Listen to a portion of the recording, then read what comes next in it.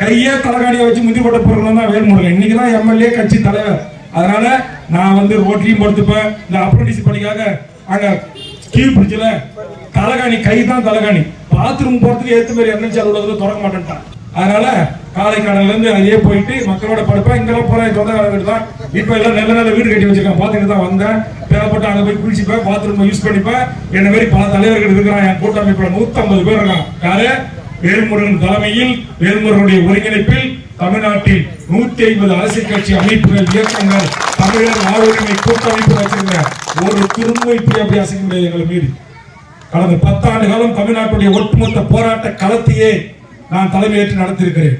எனக்கு பின்னால் இன்னும் நமக்கு கூடுதல் சலுகையாக கூடங்குளத்தில் 2 ஆண்டு காலம் 2 பிரதமர்களை கண்ணில் விரல விட்டு ஆக்கி, ரஷ்யா பிரதமர் வந்தபோது கூட அசையாமல் அந்த மீனவ மக்களையும் பகுதி மக்களையும் அணிதிரட்டி போர்க்களம் கண்ட போராளி, 700 வழக்குகளை சந்தித்த இன்றைக்கு மிகப்பெரிய போராளி, உலகளாவிய சுற்றுச்சூழலுக்கான விருதை இன்றைக்கு ஜெர்மனி அரசு வழங்கி இருக்கிறது. அவர் பெயர் சுப உதயகுமாரன்.